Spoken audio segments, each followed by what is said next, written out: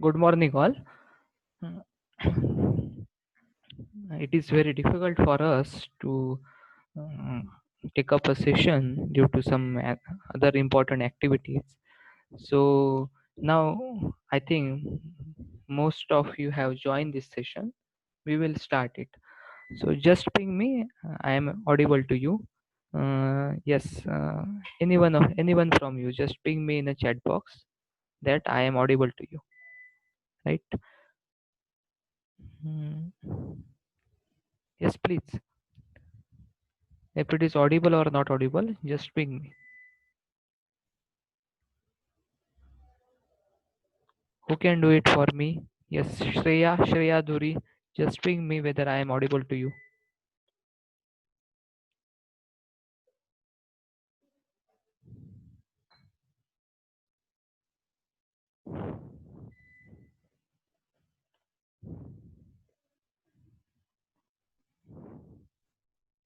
Okay, okay, I got it.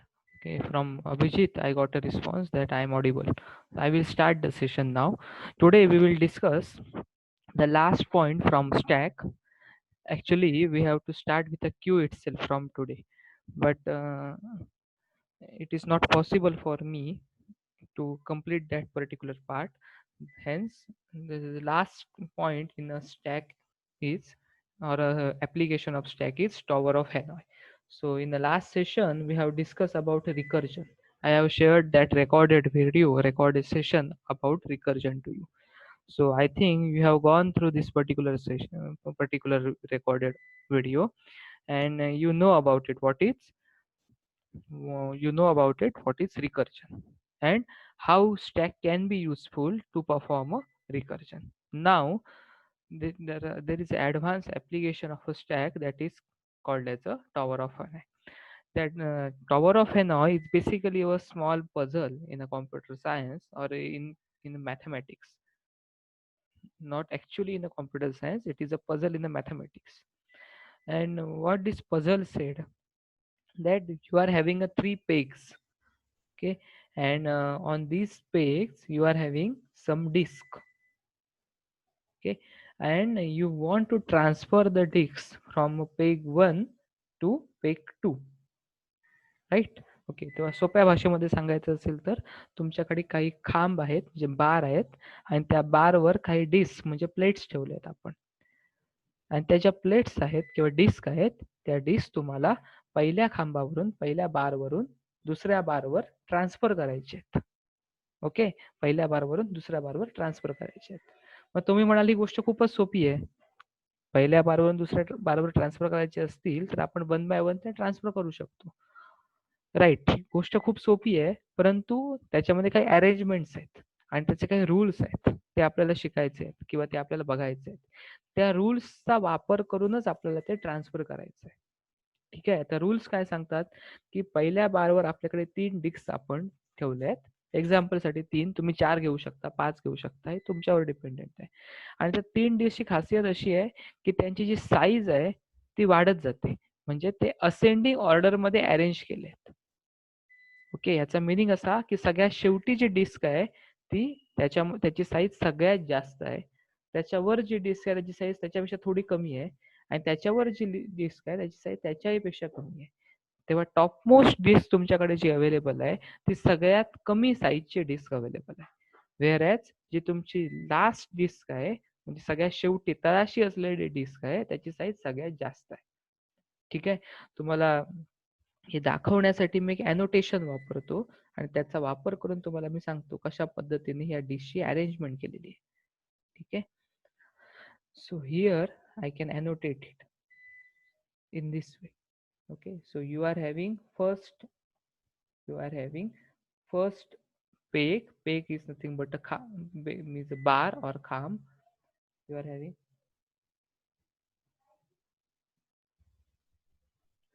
having a first peg, then you are having this second peg, and you are having one more peg, that is third peg. Okay. Now your target is on the first peg there are 3 discs available. Okay, for sake of simplicity, I am drawing disk in this way. You can consider these are the disk only. So disk 1, disk 2, and disk 3. This is the initial arrangement given on a peg. And this is peg A. Okay, and this is my peg C. Okay, I want to transfer all these three disks from peg A to peg C, right? Okay, but the arrangement which is present on a peg A must be retained, okay, when they are transferred to peg C. जी arrangement आपल्याकडे peg A वर दिसते तीच arrangement आपल्याला peg C वर मिळाली पाहिजे. म्हणजे ज्या पद्धतीने त्या पेग ए वर मांडलेले आहेत, ओके, ज्या पद्धतीने मांडले आहेत बघा, ओके, ती असेंडिंग ऑर्डर आहेत. म्हणजे वरून खालीपर्यंत गेलो तर आपण त्याची साईज काय होते, वाढत जाते. असेंडिंग ऑर्डर मध्ये आपण त्यांना अरेंज केलंय. त्याच पद्धतीने काय केलं पाहिजे, आपण पेग सी वर त्यांना घेऊन गेलं पाहिजे. ओके, हा पहिला रूल. दुसरा रूल असा आहे आपला, की आपण एका वेळेला फक्त एकच डिस्क ट्रान्सफर करू शकतो.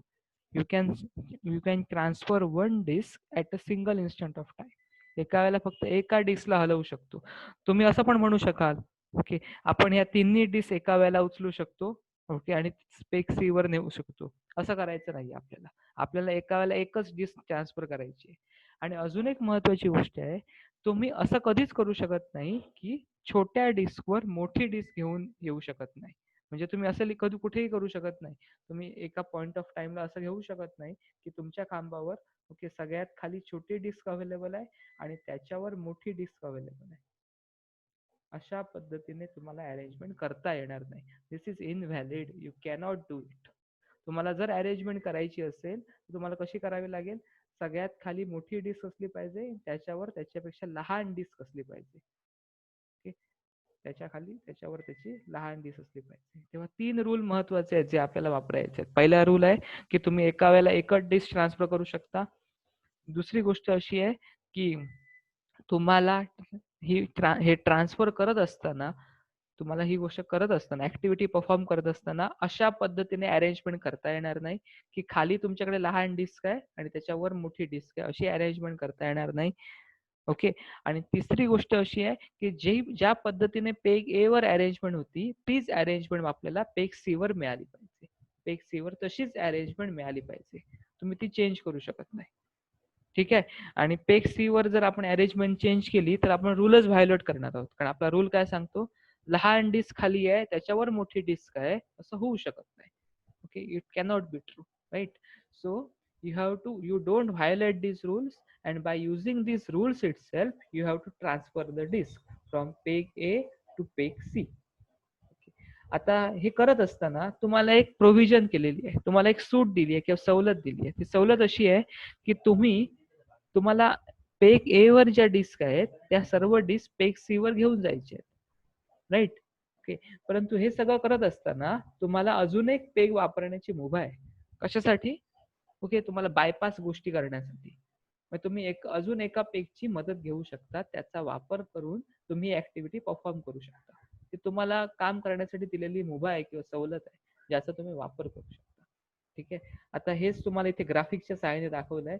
वेगवेगळ्या ठिकाणी तुम्हाला हे मिळू शकेल की मी तुम्हाला ह्या पासून दाखवतोय, पण तुम्हाला दुसरीकडूनही ही गोष्ट मिळू शकेल. आता हे तुमच्या लक्षात आलं असेल बघा, की इनिशियली कशी आधी रूल्स काय आहेत ते बघा. The mission is to move all the disk to some other tower. तुम्ही त्याला पेग म्हणा किंवा टॉवर म्हणा, याला टॉवर पण म्हणू शकता, okay. Another tower without violating the consequence of arrangement, okay.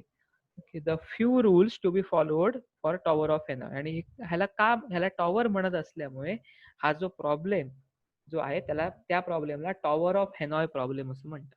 काही लोक त्याला पेग म्हणतात, काही जण त्याला टॉवर म्हणतात.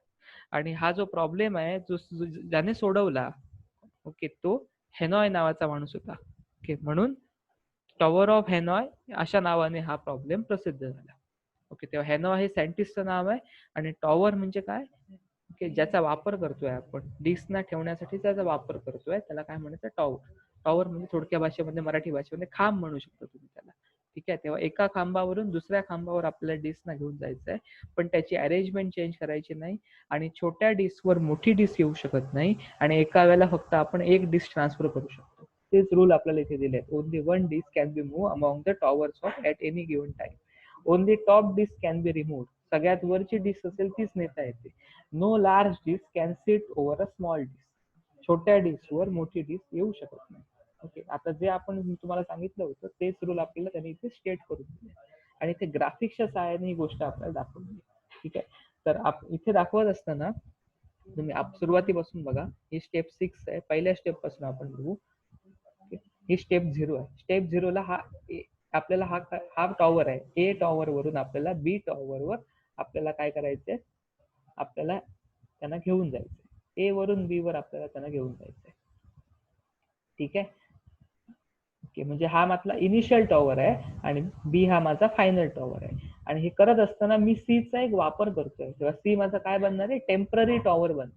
Temporary tower.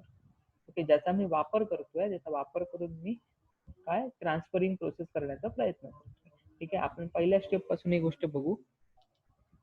खूप जास्त वेगाने हे ग्राफिक्स दिलेलं आहे. हे इनिशियल पोझिशन आहे. ठीक आहे, आपण पहिली डिस्क ट्रान्सफर केली, नंतर दुसरी डिस्क ट्रान्सफर केली, नंतर ही इथे ट्रान्सफर केली, ही लास्ट डिस्क, त्याच्यानंतर इथे आपण ट्रान्सफर केली आणि okay, so this is my final position. Done, right. Okay, हे सगळं करण्यासाठी तुम्ही जर कॅल्क्युलेट केला, तिथे स्टेप नंबर पण येतोय बघा. तुम्ही जर कॅल्क्युलेट केलात किंवा स्टेप जर मोजलात, किती स्टेप्स येतात बघा. स्टेप 6, स्टेप 7 आणि ओके स्टेप 7. म्हणजे 7 स्टेप्स आपल्याला लागल्या हे करण्यासाठी. मग आपल्याकडे किती डिस्क होत्या, 3 डिस्क होत्या. आपल्याला किती स्टेप लागल्या, 7 स्टेप लागल्या. ह्याचा मिनिंग काय, टोटल किती स्टेप्स लागतात, 2⁻³ - 1, 8 - 1. Okay, so in it is nothing but 2⁻n - 1. N is nothing but number of disks. If you are having a 4 disks, then how many steps you require, 2⁻⁴ - 1, 15 steps will be required. So if you increase number of disks, you require higher number of steps. Complexity of algorithm or time of algorithm increases when you have higher number of disks. You can transfer it, okay, but complexity increases. Then what is the time complexity of tower of Hanoi problem? Can you tell me? Because I have tell you, okay, how to find the complexity of any algorithm. This is nothing but one algorithm only. Okay, and as per our calculation, order of n, time complexity of tower of Hanoi is nothing but it, mathematically it is 2⁻n minus 1. Okay, this is nothing but because 1 is a constant and we are neglecting the constant. You know about it. Okay, actually we are neglecting constants. So in that case, it is order of 2⁻n. This is the time complexity of tower of n. Remember it. Okay, note down it in your notebook. So in Viva questions, they have asked you, okay, you have learned about the time complexity. Can you tell me what is the time complexity of tower of n problem? In that case, okay, you have to tell. That is very important, right? Okay, up to this part, I think it is clear to you. Okay, so what you can do, okay, you can draw this particular image in your notebook. Okay, represent these towers. Okay, they are represented here. Okay, then you can represent these discs, okay, by using some different colors. You can use pencil, red pen, green pen, blue pen. Okay, what is available to you, तुमच्या घरात जे available आहे त्याचा वापर करू शकता. फक्त वेगवेगळ्या शेड्सने ते ड्रॉ करा, म्हणजे तुमच्या लक्षात येईल. आणि त्याला स्मॉलेस्ट अँड लार्जेस्ट नावं द्या. ओके, ह्या सगळ्या आपल्या डिस्क आहेत आणि आपल्याला काय प्रॉब्लेम आहे तो स्टेट करा खाली, त्याचे रूल्स लिहा. जसं इथे दिलंय त्या पद्धतीने लिहा. ही खूप चांगली माहिती दिली आहे, ह्याचा तुम्ही वापर करू शकता. याचा तुम्ही वापर करू शकता. त्या व्हिडिओला पॉज करा आणि तुम्ही ते नोट डाऊन करून ठेवा. त्यानंतर आपण ट्रान्सफर करण्यासाठी कशा स्टेप्स केल्या आहेत त्या पण इथे आपल्याला दिल्या आहेत, त्याचाही तुम्ही वापर करू शकता. मी तुम्हाला गुगल क्लासरूमवर ही लिंक पण शेअर करेन, म्हणजे तुम्हाला त्याचा वापर करता येईल. ठीक आहे, तुम्हाला ही लिंक शेअर करेन या वेब पेजची. तुम्ही वेब पेजवर जाऊन जरी व्हिजिट केलं तरीही चालेल. ठीक आहे. त्या स्टेप्स कशा कॅल्क्युलेट केल्या बघितल्या त्या पण लिहा. हा आपला इनिशियल पेग आहे, हा आपला फायनल पेग आहे. ह्याला पेग ए म्हणू शकतो, ह्याला पेग बी म्हणू शकतो, आणि सी काय आपला टेम्पररी पेग आहे, ज्याचा आपण वापर करणार प्रोसेस करण्यासाठी वापर करणार.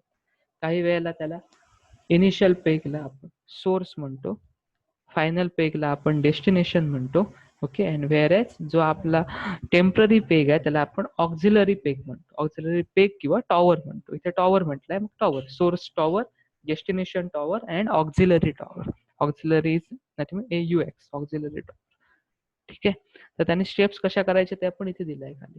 तुम्हाला हे वेब पेजेस शेअर करेल, त्याचा तुम्ही वापर करू शकता. ठीक आहे. कॉम्प्लेक्सिटी बद्दल आपण डिस्कशन केलं आणि कशा पद्धतीने काम करायचं ते पण डिस्कशन केलं. So this is a procedure. Now, if you observe this particular activity, okay, transferring single disk from one peg to another peg. Okay, here if you observe this particular representation or graphical representation, then what you are doing at every step, okay, from initial step to last step, step 1 to step 7, you are transferring single disk. You are transferring single disk. Okay, so transferring a disk, this is the activity. But what you are changing? In every transfer operation you are changing the tower. तुम्ही काय करताय, tower काय करताय, बदलताय. जोपर्यंत तुम्हाला योग्य arrangement मिळत नाही तोपर्यंत तुम्ही टॉवर चेंज करताय. पण तुम्ही एकच गोष्ट करताय, ट्रान्सफरिंग अ डिस्क, ही तुम्ही गोष्ट रिपिटेटिव्हली करताय. ह्याचा मिनिंग असा आहे की तुम्ही इथे रिपिटेशन करताय.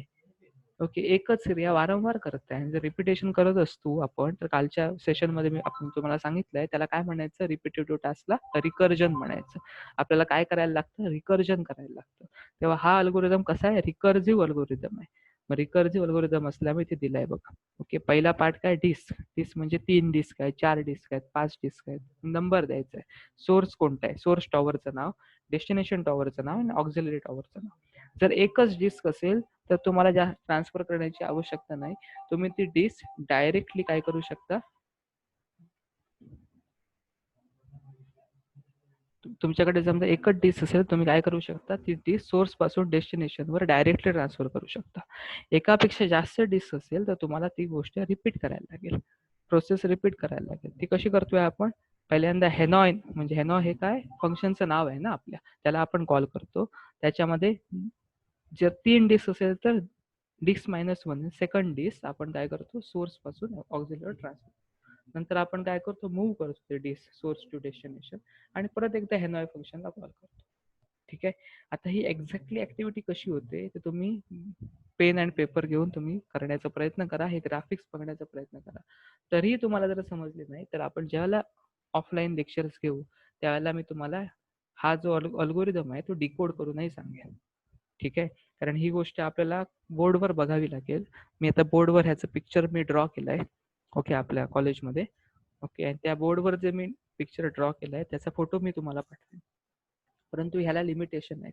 ओके, ह्या ऍक्च्युली ऑनलाईन टीचिंगच्या लिमिटेशन आहेत. इथे मी तुम्हाला ह्यापेक्षा जास्त एक्सप्लेन करू शकत नाही, कारण बोर्डवर जे ड्रॉ करता येतं ते इथे ड्रॉ करता येत नाही. तरी पण मी बोर्डवर जे ड्रॉ केलंय टॉवर ऑफ हेनॉय प्रॉब्लेमचं, त्याचा मी फोटो तुम्हाला पाठवेन. आणि ह्याचा वापर करून तुम्हाला अंडरस्टँड होतं का बघा. समजा अल्गोरिदम डिकोड करता आला नाही तुम्हाला तरी ठीक आहे, कन्सेप्ट लक्षात ठेवा. तुम्हाला अल्गोरिदम डिकोड करून ज्या वेळेला तुम्ही रेग्युलर क्लासरूमला याल त्यावेळेला मी तुम्हाला सांगेन. कारण कधी ना कधी आपल्याला रेग्युलर क्लासरूम स्टार्ट करायचीच आहेत. मग त्यावेळेला मी तुम्हाला सांगेन अल्गोरिदम डिकोड कसा करायचा. ठीक आहे. तर तेव्हासाठी हे काम बाकी राहू दे. तुम्ही तुम्हाला परत रिमाइंड करा, मी तुम्हाला त्यावेळेला ती गोष्ट सांगेन. So I think the concept of tower of Hanoi is understood to you. Okay, so this problem is placed, this puzzle is placed by the Hanoi scientist Hanoi. Okay, and it relates to a towers and disk arrangement, hence it is called as the Tower of Hanoi. Okay, so we will conclude today's lecture here. You write down this particular algorithm in your notebook, you write down this particular representation as well as theory part. Okay, I will share the web resource to you and use same web resource so that you can, we will have some related discussion, right? So make a note on it. Okay, so in some cases they will ask a question, explain tower of Hanoi problem with algorithm. So in this particular web resource, algorithm is there, representation is there, as well as rules are also stated. Okay, so write down entire part so that you will make a note of Tower of Hanoi problem. Okay, so we will stop here. Happy learning. Stay home, stay safe.